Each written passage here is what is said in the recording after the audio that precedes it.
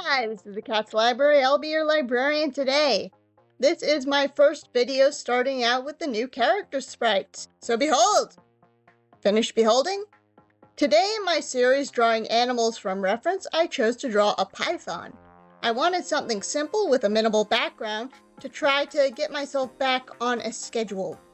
I already know that this didn't really work out, but here's how I did. Part of that was the lack of discipline, but everything else was hard work. Engage speed paint. I started with the background this time. This is a captive snake, and I think that the thing behind it is a water bowl or something. I spent about 36 minutes on the sketch, making sure that it was exactly right. It was difficult to get the body overlapping on top of itself in a way that had an interesting silhouette and was still anatomically accurate. Whenever I've drawn snakes before, this has always been the hardest aspect, and so I gave myself extra time. For the record, this time around I struggled the most with the rendering. I added these lines to the stomach because that's just what I do when I'm drawing reptiles or dragons. Later on I looked more closely and realized that the reference doesn't have these.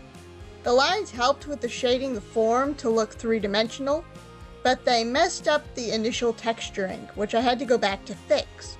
I colored under the second sketch layer, then had most of the python on clipping layers so that I didn't have to worry about drawing outside of the lines. It also made it pretty easy to organize which layers were important, at the beginning anyway. However, this image was like a lot of these realistic drawing studies, in that I had trouble managing the layers later on in the process. I think usually I say that I had trouble balancing the lighting, texture, and coloring, but what I think I'm having the most trouble with is which layers should go where. Part of the problem was that early on in the process, I wanted to try getting as much on one layer as possible. This failed, and so I added shading and texturing layers and treated the original layers like as color layers. I added more layers instead of going back and refining the ones that I already had. Sort of a metaphor for my life, really. At first, I tried to fix it by organizing the layers with the shadows at the bottom, then the highlights, and then finally the colors. And this didn't look quite right because I drew most of the color layers on the normal layer setting, and they also had built-in shading and highlights from where I was trying to have everything on one layer. I added some fine detail scale texturing, which is where I think I figured out the belly and neck scales have a center line of interlocking hexagons. I started to put that together a bit sooner, but I needed to rework a couple other layers to incorporate this.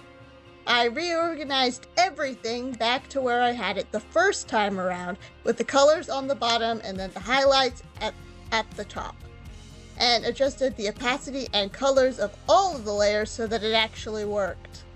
Then I added in the background shadow. I had to bring it up so that the ground shadow would flow into the body overlapping shadows. Then I added some light shading and highlights to the ground and enclosure enrichment thingamabob because the python was starting to go like it was living in a bit of a cartoon world. So I keep saying that I need to do research before I start the drawing because the research will likely explain little things about how the animal looks and why those things are there. Apparently this is an Angolan python.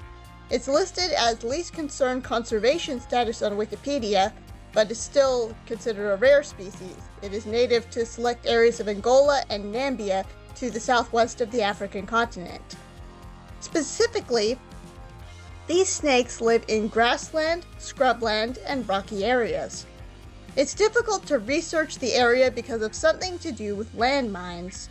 I honestly don't know which African countries are at war right now and what they are fighting about, and I don't know enough about politics to accurately explain it to someone else after doing a quick Google search.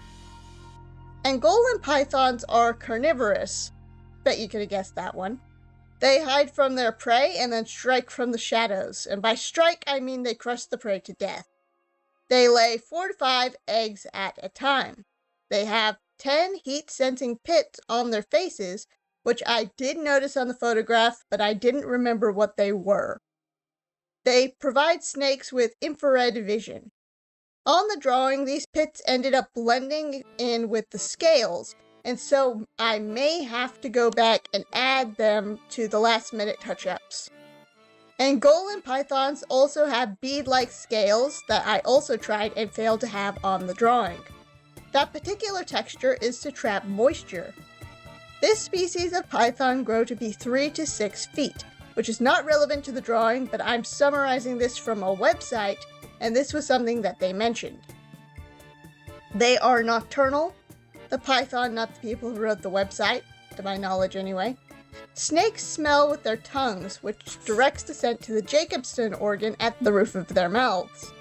They can tell which direction a scent comes from based on which side of the forked tongue the particles reach first.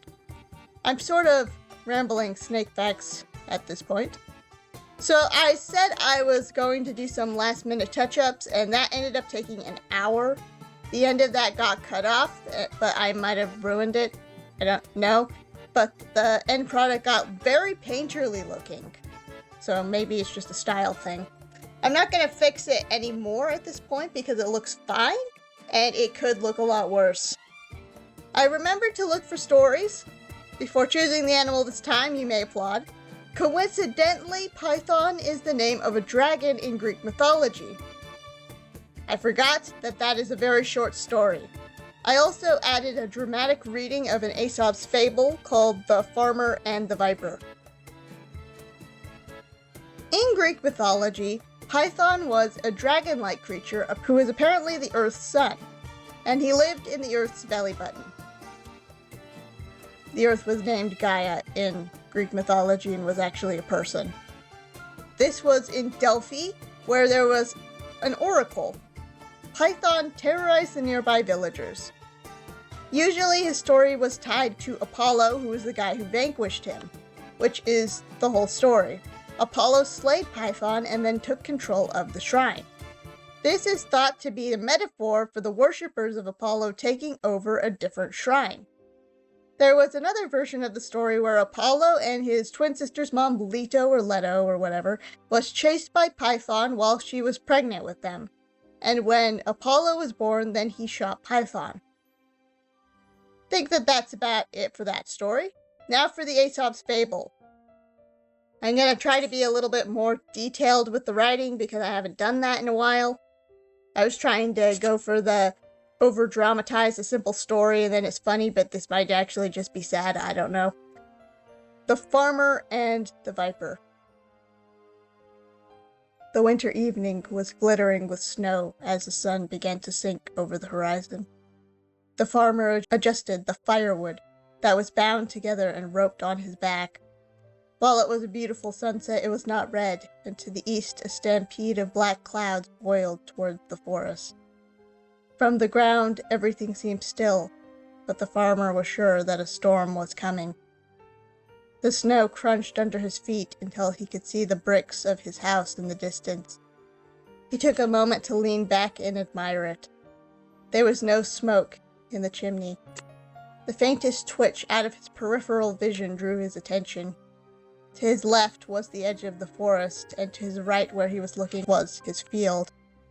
Beside his right foot was a root from the trees, and a viper, which had attempted to crawl on top of the root to bask in the sunlight. Its head was above the snow, but most of its body was submerged. Once again the viper weakly twitched, but it didn't seem to have the strength to move forward. The farmer bit the inside of his lip and then gently placed the snake inside of his coat. He kept on his path. The house grew closer and closer, and the stunned snake grew warmer and warmer. The farmer was but a handful of steps from the door when he felt a stabbing pain in his chest. The snake had bit him, because that's just what wild vipers do. And the man died. The viper also probably died.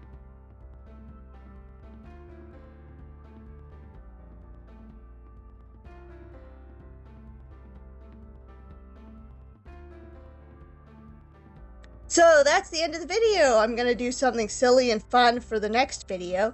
And I just realized that the next video is a queue. There could possibly be enough backups if Quail doesn't have any stored. Oh, there are plenty of backups. That's good then.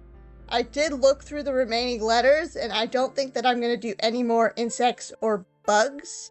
I spent all the best bug letters on other types of animals. I said I wanted to do a pretty even amount of the different types of animals, but I did veer a little bit towards the mammal side of the spectrum. I'll see you when I see you. Bye!